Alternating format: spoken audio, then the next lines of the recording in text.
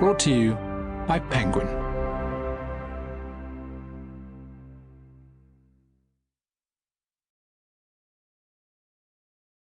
Good Ideas and Power Moves. 10 Lessons for Success from Taylor Swift. Written and read by Sinéad O'Sullivan. I can dedicate this book to none other than the immeasurable number of Swifties who have changed my life by constantly and consistently espousing the power moves I discuss henceforth. In the words of Taylor Allison Swift, this one is about you. You know who you are. I love you. If you're lucky enough to be different, don't ever change. A quote by Taylor Swift. Introduction.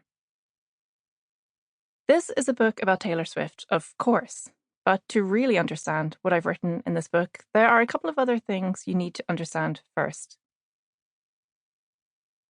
You, yes, you, can work at NASA.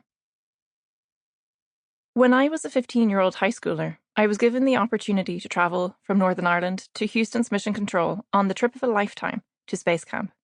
I had always had an indiscriminate love for all things in the sky: planes, black holes, Mars rovers, astronomy, and more. So when I heard about the opportunity, I applied straight away and, to my surprise, made it through the interviews to get a coveted place. It was next level amazing. When I arrived in Houston, I was picked up at the airport by my host family of NASA engineers who happened to live next door to the Johnson Space Center. In fact, and rather unsurprisingly, during my time at Space Camp, I met person after person who worked at NASA. Like the guy who did the thermal engineering on the astronaut's spacewalk glove, the guy who worked on the new ion thruster propulsion system, the scuba diving woman who trained astronauts in the massive underwater mock-up of the International Space Station. I got to sit in the Mission Control Center and talk to the flight director once he was finished speaking to the astronauts aboard the space station. One of my more daring Space Camp pals managed to bum a cigarette off the college intern who was working on orbital trajectory.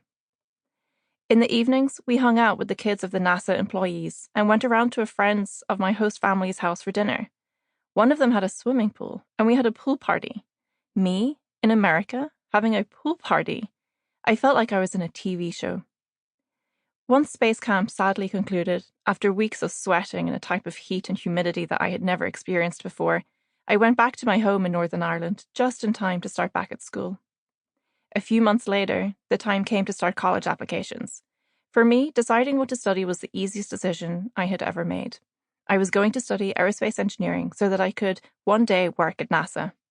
So naturally, when my teachers and friends even friends of my parents asked me what I wanted to do, I told them as much. Their reaction? Oh, sure, okay. I could see in their eyes that what they were really thinking was, this poor delusional girl. I may as well have told them that I wanted to grow up to be the Princess of Genovia. My teachers told me to apply for something else as well, just in case. My friends sometimes asked me, but what do you actually want to do? And my parents assumed I'd grow out of it at some stage. Anyway, that was a million years ago now. I did, in fact, study aerospace engineering in Northern Ireland, and then I moved to the United States to study more aerospace engineering at grad school. I specialized in human spaceflight and got to work with astronauts and mission controllers, and yes, I got to work on designing space missions for NASA. My good friends became the men and women who designed rovers for other planets, and I even got to be in the Mission Control Center at the Jet Propulsion Laboratory when the Mars Curiosity rover touched down on a planet 200 million kilometers away. My friends would talk about their rocket testing in the same way that other people may talk about football results. The reason I bring the story up in a book about Taylor Swift is simple. This book is fundamentally about looking at what Taylor has done and continues to do, and then saying, you too can do this. Which, in theory, and at least to me, sounds perfectly normal. But over the years, I've come to realize that, to so many people, this is something that sounds totally batshit crazy. You think you can be like Taylor Swift?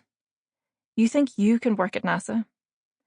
Unfortunately, a lot of people are absolutely... Sample complete. Ready to continue?